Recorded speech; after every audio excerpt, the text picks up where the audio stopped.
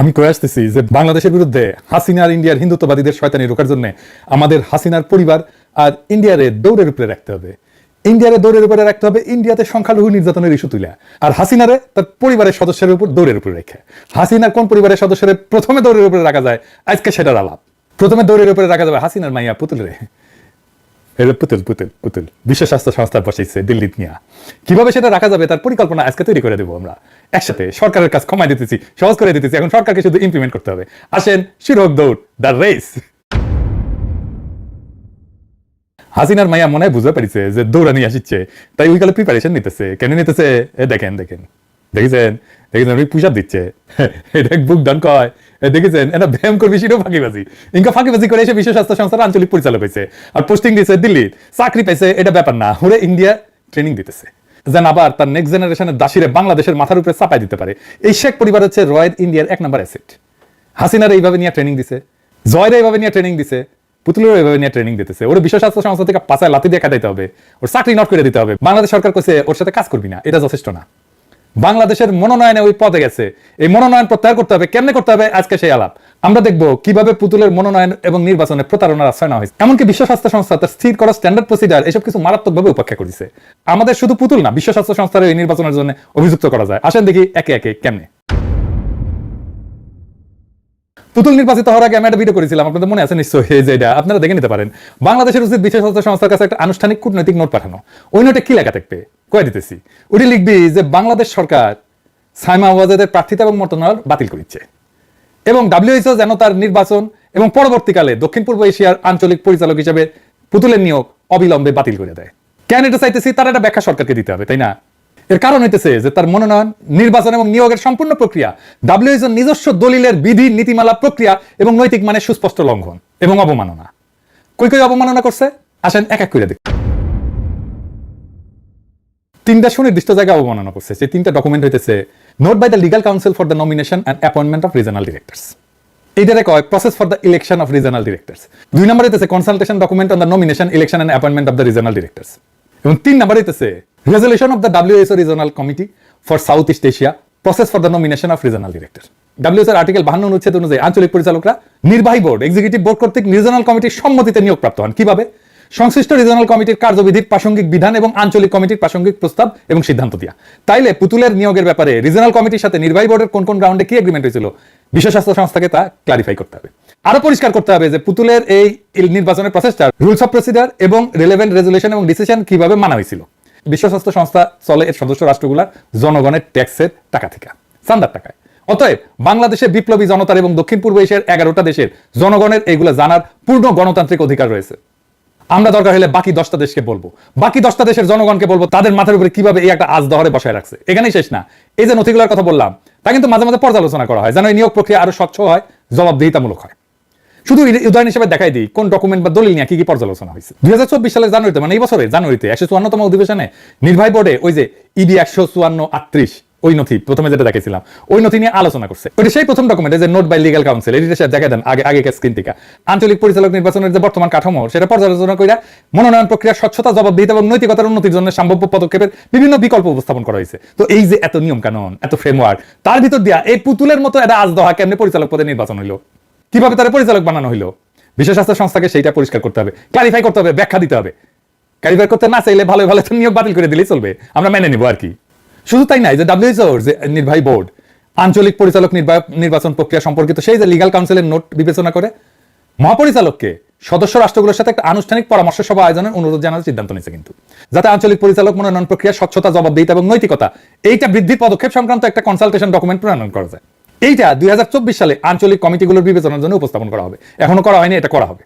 তো পরিচালক নির্বাচনের স্বচ্ছতা নিয়ে এত যখন আয়োজন, তখন আমাদের একটা প্রশ্ন করতেই হবে, পুতুলের নমিনেশন প্রসেসটা বিশ্ব স্বাস্থ্য সংস্থার ট্রান্সপারেন্সি, অ্যাকাউন্টেবিলিটি এবং ইন্টিগ্রিটিকে কিভাবে আসমানে উঠেছে, সম্মান বাড়াইছে, স্বচ্ছতা নিশ্চিত করছে, তা জনগণ জানতে চায়। স্বৈরাচারী, অবৈধ, গণহত্যাকারী, মানবতার বিরুদ্ধে অপরাধ সংগঠনকারী লুটেরা সরকার যদি অযোগ্য প্রার্থীকে নমিনেশন দিয়েও থাকে, তাইলে বিশ্ব স্বাস্থ্য সংস্থার আভ্যন্তরীণ যা ইনহেরেন্ট সুবিবেচনা বোধ, এটা থেকে কি উচিত ছিল না এই নমিনেশনকে অগ্রহণযোগ্য বলে ঘোষণা করা? কই করলো না কেন?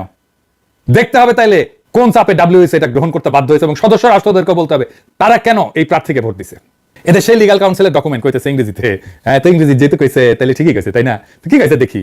কইছে সাম্প্রতিক মনোনয়নগুলোর অভিজ্ঞতা থেকে এটা স্পষ্ট হয়েছে যে আঞ্চলিক পরিচালকদের মনোনয়ন প্রক্রিয়া সততা, দায়বদ্ধতা এবং স্বচ্ছতার গুরুত্ব অপরিসীম। প্রার্থীদের যাচাই বাছাই এবং প্রক্রিয়ার স্বচ্ছতা নিয়ে সারা সংস্থায় উন্নত সমন্বিত প্রয়োজনীয়তা বিবেচনা করা যেতে পারে, যা মনোনয়ন প্রক্রিয়ার বিশ্বাসযোগ্যতা এবং বৈধতাকে আরো বাড়িয়ে তুলতে সহায়ক হবে। তা পুতুলের ক্ষেত্রে যাচাই বাছাই যা ইংরেজিতে কইতেছে স্ক্রুটিনি অফ ক্যান্ডিডেটস আদৌ করা হয়েছে? করা হয়ে থাকলে কারা সেটা কিভাবে করছে তা ডব্লিউএসও কে ক্লিয়ার করতে হবে, জানাইতে হবে। Transparency of procedures, credibility, legitimacy of the nomination process কিভাবে রক্ষিত বা প্রতিপালিত হয়েছে? ইংরেজিতে কইছো, সেটা ঠিকই কইছো, আমরা জানতে চাই যে কেমনে এটা প্রতিপালিত হয়েছে, সেটা ব্যাখ্যা দিতে হবে। অবশ্য তার নিয়োগ বাতিল করে দিলে আমরা এই সমস্ত ব্যাখ্যা জানতে চাইবো না, এবার মতো মাফ করে দেবো। আমরা স্মরণ করে দিতে চাই যে নজিরবিহীন ভাবে এই পুতুলের মনোনয়ন নিয়ে একটা সম্পাদকীয় লেখা হয়েছিল ডাক্তারদের সবচেয়ে বড় জার্নাল, মেডিকেল জার্নাল দ্য ল্যান্সেটে। নাম ছিল প্রোটেক্টিং দ্য ইন্টিগ্রিটি অফ ডব্লিউএইচও's রিজনাল অফিস। ওইখানে কিছু কিছু বিষয় উল্লেখ করা হয়েছিল। বাংলায় কইতেছি, এইটা সাহেব আপনি ইংরেজিটা স্ক্রিনে দেখান রেফারেন্স হিসাবে। প্রার্থী নির্বাচন প্রক্রিয়ার অস্বচ্ছতা এবং কিছু মনোনীত প্রার্থীর যোগ্যতা নিয়ে উদ্বেগ প্রকাশ করা হয়েছে।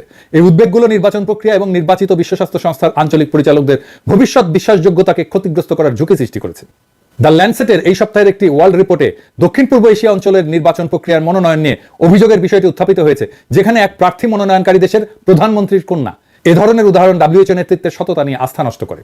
অযোগ্য প্রার্থীর নির্বাচন ডব্লিউএইচওর আঞ্চলিক অফিসগুলোর ব্যবস্থাপনায় গুরুতর প্রভাব ফেলে। দেখেছেন মেডিকেল জার্নালে কিভাবে লেখা হয়েছে। এবার আসেন আরেকটা ডব্লিউএইচও স্ট্যান্ডার্ড নিয়ে আলাপ করি, সেটা হইতেছে প্রার্থীদের মূল্যায়নের মানদণ্ড। এই দক্ষিণ পূর্ব এশিয়া অঞ্চলের আঞ্চলিক অফিসের প্রার্থীদের মূল্যায়নের জন্য একটা মানদণ্ড প্রস্তাবের মাধ্যমে গৃহীত হয়েছিল। সেই প্রস্তাবটা ACA-RC 65R1। দেখেন এডিটর সাহেব, মনোনয়ন নির্দেশিকায় বলা হয়েছে যে প্রার্থীদের এলাকার দেশগুলোর মধ্যে তাদের মধ্যে বিদ্যমান সাংস্কৃতিক, সামাজিক, রাজনৈতিক এবং অর্থনৈতিক বৈচিত্র্যের প্রতি সংবেদনশীলতা এবং শ্রদ্ধা থাকা উচিত। তো এই পুতুলের দক্ষিণ পূর্ব এশিয়ার 11টা দেশের টার্গেট পপুলেশন 2 বিলিয়ন, কিন্তু এই জনগণের কালচারাল, সোশ্যাল, পলিটিক্যাল, ইকোনমিক ডাইভার্সিটির প্রতি কতটুকু শ্রদ্ধা এবং কি কি সংবেদনশীলতা আছে, কোথায় কোথায় দেখাইছে সে, তার ব্যাখ্যা নিয়োগকারী কর্তৃপক্ষ বিশ্ব স্বাস্থ্য সংস্থাকে দিতে হবে। কিন্তু যেহেতু 6টা রিজনাল কমিটি এই ক্রাইটেরিয়াগুলো অ্যাডাপ্ট করছে, সেহেতু এগুলোকে পূরণ করা বাধ্যতামূলক ছিল। তো পুতুলকে এই ক্রাইটেরিয়াগুলো পূরণ করেছিল। আরেকটা সিদ্ধান্ত ছিল এই যে EB 97-11 এবং এটা 1996 সালে, এবং আরেকটা প্রস্তাব EB 99-824, এটা 97 সালের একটা প্রস্তাব ছিল। এই সিদ্ধান্ত এবং প্রস্তাব অনুসারে একটা স্পেশাল গ্রুপ করা হয়েছিল। তারা এক্সিকিউটিভ বোর্ডের কাছে অন্যান্য বিষয়ের পাশাপাশি আঞ্চলিক পরিচালকদের কার্যকালের মেয়াদ, তাদের যোগ্যতা, নির্বাচন পদ্ধতি এর সম্পর্কে সুপারিশ পেশ করছিল। তার প্রস্তাব করছিল যে ইউরোপে আঞ্চলিক পরিচালক নিয়োগ এবং নির্বাচনের একটা মানদণ্ড নিয়ে কাজ করা হয়েছে, সেটা একটা দাঁড়াইছে মানদণ্ড, তা সারা দুনিয়া প্রয়োগের জন্য বিবেচিত হওয়া উচিত। অর্থাৎ ইউরোপের প্রার্থীর জন্য যে কোয়ালিফিকেশন ক্রাইটেরিয়া, সেইগুলো মানার নৈতিক বাধ্যবাধকতা ছিল এই নিয়োগ প্রক্রিয়ায়। এই নিয়োগে পুতুল কি সেটা পূরণ করছে? যদি পূরণ করে না থাকে, তাইলে দক্ষিণ পূর্ব এশিয়ার 11টা দেশের 2 বিলিয়ন জনগণকে এই মূর্খ ডাইনির হাতে ছেড়ে দিয়া কিভাবে নিশ্চিন্ত বসে আছে বিশ্ব স্বাস্থ্য সংস্থা।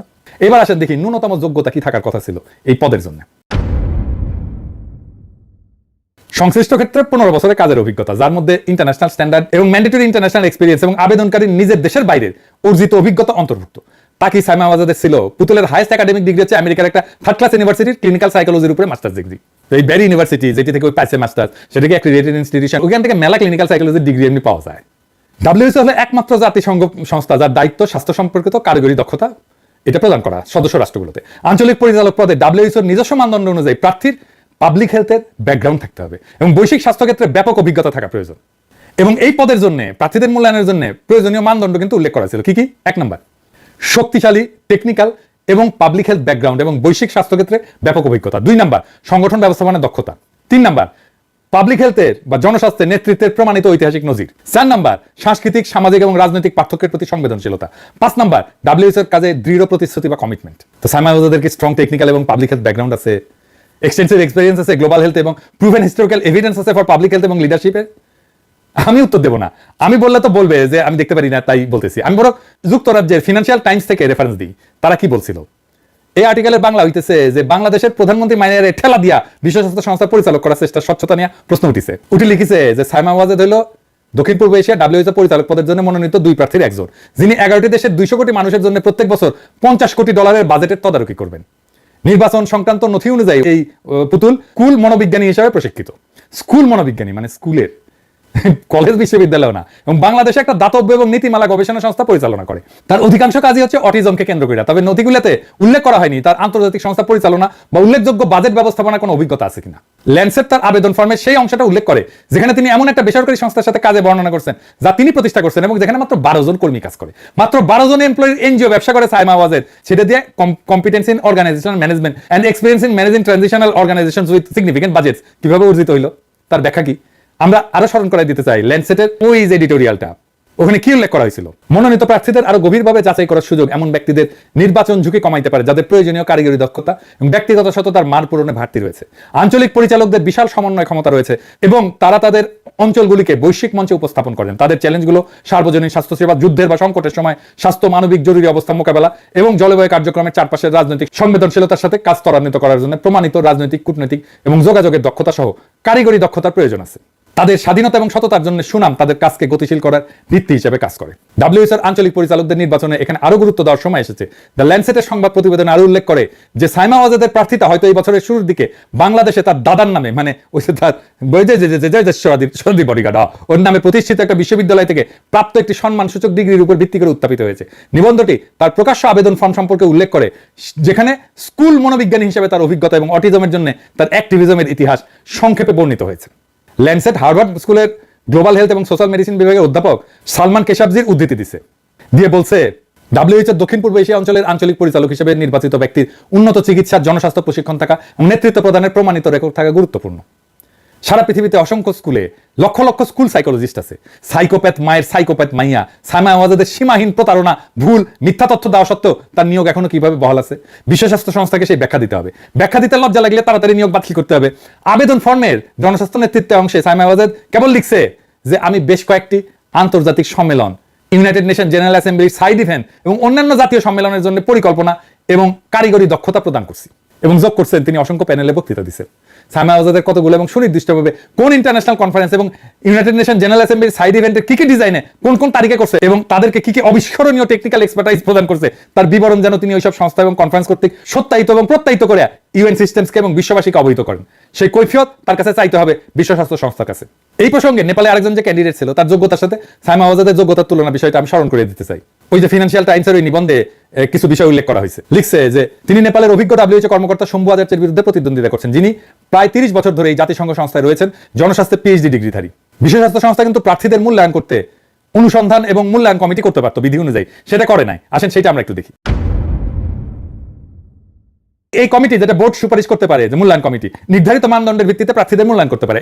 এইটা ধরেন যে সিভি পাঠানোর জন্য স্ট্যান্ডার্ড ফর্মে প্রেরিত তথ্য এবং তার ফাইল মূল্যায়নের মাধ্যমে এবং প্রার্থীদের সাক্ষাৎকার গ্রহণের মাধ্যমে করতে পারে। কমিটি প্রার্থীদের জন্য একটা যথাযথ পর্যালোচনা মূল্যায়ন কমিশন করতে পারে। আঞ্চলিক কমিটির মাধ্যমে একটা শর্ট লিস্ট তৈরি করবে।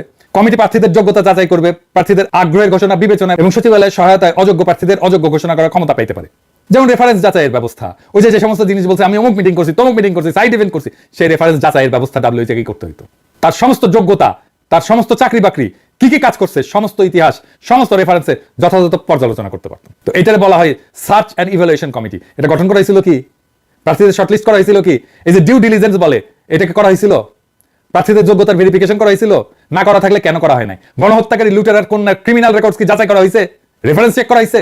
আমরা তো শুনি যে তার নামে নাকি আর্থিক দুর্নীতির তথ্য আছে বিভিন্ন জায়গায়, তার স্বামীর বিরুদ্ধে মামলা টামলা হয়েছে। আর একটা গুরুত্বপূর্ণ বিষয় হচ্ছে কনফ্লিক্ট অফ ইন্টারেস্ট বা স্বার্থের সংঘাত। এটা কেমনে ডিল করছে বিশ্ব স্বাস্থ্য সংস্থা, এটা তার ডিল করা উচিত ছিল। আপনি এমন কোন পজিশনে থাকতে পারেন না যেখানে আপনি আরেকটা রাষ্ট্রের সাথে ডিল করবেন, কিন্তু সেই রাষ্ট্রের প্রধান নির্বাহী তার মা। তো এই কনফ্লিক্ট অফ ইন্টারেস্টের ব্যাপারে আমি কিছু না বলি, বরং হিমাল সাউথ এশিয়ান ম্যাগাজিনের অবজারভেশনটা একটু তুলে ধরি।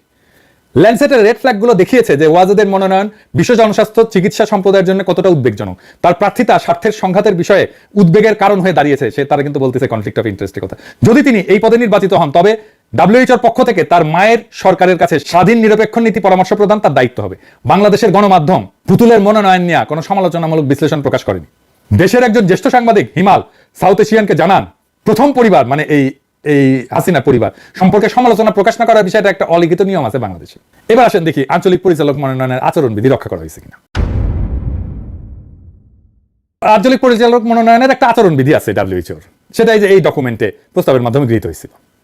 এবং এই আচরণবিধি মাইনা চলাটা বাধ্যতামূলক যে কোনো প্রার্থীর জন্য। আপনারা তো জানেন যেমন কি বাংলাদেশে নানা ক্ষেত্রে আচরণবিধি আছে, যেমন ধরেন নির্বাচনের সময় আচরণবিধি আছে না, কি ধরেন দেয়ালে পোস্টার লাগানো যাবে না, দড়ি টাঙায় তার মধ্যে পোস্টার লাগাইতে হবে, এক রঙের পোস্টার ছাপাইতে হবে, ভোটারদের টাকা উপহার দেওয়া যাবে না ইত্যাদি। পুতুল আচরণবিধি লঙ্ঘন করছে কিনা এটা আমরা ল্যান্ডসেটের ওই নিবন্ধ থেকে দেখি, আমি কইলে তো কইবে যে আপনি দেখতে পারেন না।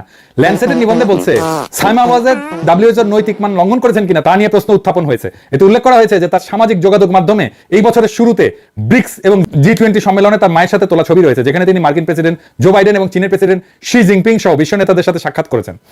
এ প্রসঙ্গে ডাব্লিউএইচওর একজন আভ্যন্তরীণ ব্যক্তি মনে করে যে বিশ্ব স্বাস্থ্য সংস্থাতে কাজ করে, তার বক্তব্য হচ্ছে, এটা উল্লেখ করছে, তার বক্তব্য হচ্ছে তিনি বলছেন যদি তিনি বৈশ্বিক সম্মেলনে প্রচারণা চালিয়ে থাকেন তাহলে তিনি আঞ্চলিক পরিচালক মনোনয়নের জন্য ডাব্লিউএইচওর আচরণবিধি লঙ্ঘন করেছেন এবং তার প্রার্থিতা বাতিল ঘোষণা করা হতে পারে। এই বিষয়টি ডাব্লিউএইচওর আইন উপদেষ্টার কাছে পাঠানো উচিত। ডাব্লিউএইচও কি পাঠাইছিল এটা? ওই বিশ্ব স্বাস্থ্য সংস্থার এই ভিতরের লোক আরো বলছেন রাজনীতি সবসময় ভূমিকা পালন করে, তবে আঞ্চলিক পরিচালক পদটি একটা কারিগরি ভূমিকা এবং যদি তা শুধুমাত্র ব্যক্তিগত সংযোগের ভিত্তিতে নিয়োগ করা হয় তবে ডাব্লিউএইচওর সুনাম মারাত্মকভাবে ক্ষতিগ্রস্ত হবে। আবার ল্যান্ডসেট কিন্তু সাইমা ওয়াজেদের সাথে যোগাযোগ করতে পারেনি। ও ওই পুতুলের আবেদন ফর্মে যে ইমেল অ্যাড্রেস দেওয়া ছিল, ল্যান্ডসেট ইমেল পাঠিয়েছিল, ওটা ফেরত আসছে, তার মানে ওই ইমেলটাও ভুয়া ছিল। তাইলে এই আচরণবিধি সে মানছিল? মানে নাই। আরেকটা আইন ছিল ডিসক্লোজার অফ ক্যাম্পেইন অ্যাক্টিভিটিস, মানে প্রচারণা কার্যক্রম এটা প্রকাশ করা। এটা মানা হয়েছিল কি? আসেন একটু দেখি। আচরণ বিধি অনুসারে সদস্য রাষ্ট্র এবং প্রার্থীদের তাদের প্রচারণা কার্যক্রম যেমন বৈঠক, কর্মশালা, সফর এইসব প্রকাশ করতে হবে, যা আঞ্চলিক অফিসের ওয়েবসাইটে একটা নির্দিষ্ট পেজে প্রার্থী আপলোড করে দিতে পারবে। এমনকি স্বচ্ছতা বৃদ্ধির জন্য সদস্য রাষ্ট্রগুলোর প্রতি তাদের প্রচারণা কার্যক্রম প্রকাশ করার আহ্বান জানানো হয়েছে। যেমন বর্তমান আচরণ বিধিতে অতিরিক্ত ভ্রমণের উৎসাহিত করা হয়েছে। এটা কারণ আছে, অতিরিক্ত খরচ এড়ানো, এবং সব প্রার্থীর তত টাকা নাই, ওর মায়ের মতো লুটের টাকা নাই যে এরকম করে খরচা করবে। সব প্রার্থীর জন্য একটা লেভেল প্লেইং ফিল্ড নিশ্চিত করা। এইবার দেখি একটা বিদেশি সংবাদ মাধ্যম থেকে এইসব অনুসরণ করা হয়েছে কিনা। ফিনান্সিয়াল টাইমসে লিখতেছে যে নির্বাচনের আগে তিনি একটা হাই প্রোফাইল কূটনৈতিক সফরে বেরিয়েছেন, যেখানে তিনি তার মায়ের সাথে নিউ ইয়র্কে জাতিসংঘের সাধারণ পরিষদ এবং এই মাসে নয়াদিল্লিতে G20 নেতাদের শীর্ষ সম্মেলনে যোগ দেন। তিনি তার মায়ের সাথে বিশ্ব নেতাদের সাথে একাধিক বৈঠকের ছবি প্রকাশ করেছেন, যার মধ্যে রয়েছে ডাব্লিউএইচওর মহাপরিচালক, নিউ ইয়র্ক সিটির mayor Eric Adams. United nation general assembly আগে এবং G20-তে যুক্তরাষ্ট্রের প্রেসিডেন্ট জো বাইডেন এবং ভারতের প্রধানমন্ত্রী নরেন্দ্র মোদী তিনি এই মাসে জাকার্তায় আসিয়ান শীর্ষ সম্মেলনে এবং আগস্টে জোহান্সবার্গে ব্রিক্স শীর্ষ সম্মেলনে যোগ দেন, যেখানে তিনি চীনের প্রেসিডেন্ট শি জিনপিং এর সাথে সাক্ষাৎ করেন। জনগণের মালিকানার মিলিয়ন মিলিয়ন ডলার ব্যয় করে সাইমা ওয়াজেদ কোথায় কোথায় অবৈধ নির্লজ্জ কি কি ক্যাম্পেইন করছে তার বিবরণ রিজনাল অফিসের ওয়েবসাইটে প্রকাশ করা হয়েছে কি? এই যে এক্সেসিভ স্পেন্ডিং অন ট্রাভেল, এটার অডিট করা হয়েছে কি? বাইল্যাটারাল ট্রাভেল ক্যাম্পেইন, এটা অ্যাকসেপ্টেবল? সেটা এক্সিকিউটিভ বোর্ড যাচাই করে দেখছে কি?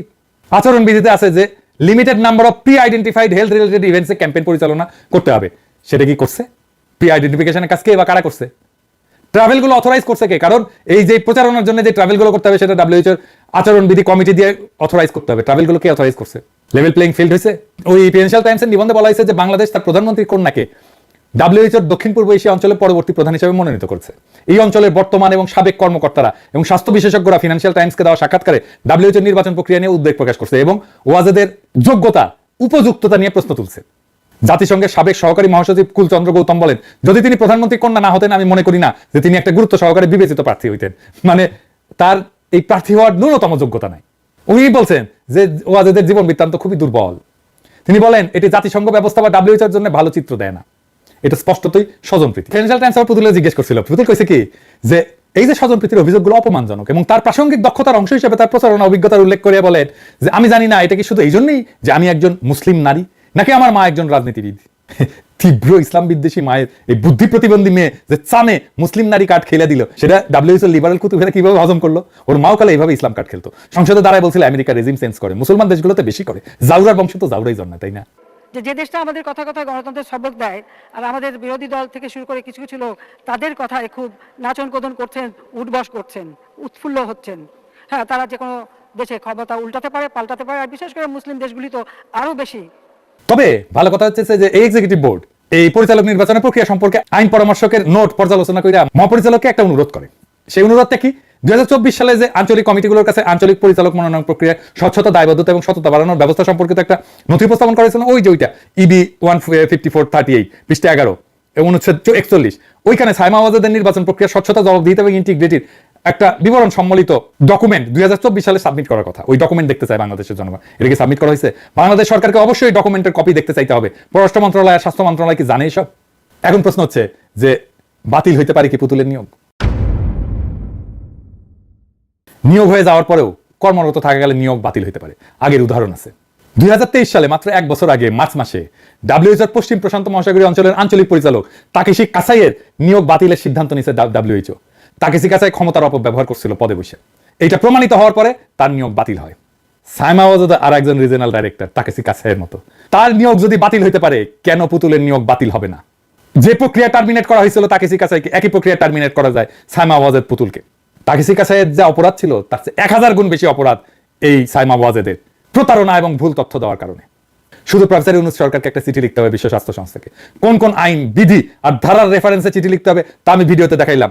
আমি 13 পৃষ্ঠার একটা ডকুমেন্ট আজকে এই স্বাস্থ্য উপদেষ্টাকে পুরা ডকুমেন্ট টাইপ কইরা আইনি ডকুমেন্ট তৈরি কইরা পাঠাইছি ইমেলে। আজকেই ওনাদেরকে ব্যবস্থা নিতে হবে। ভলিবলে দেখেছেন না, এই যে চাপ মারে, যে সে চাপ মারার আগে একজন বল রেডি করে দেয় নেটের উপরে, হ্যাঁ, আর যে চাপ মারে সাটায় দেয় মাইরা আর কি। আমি কলে বল রেডি করে দিছি, এখন মারেন সাটায়।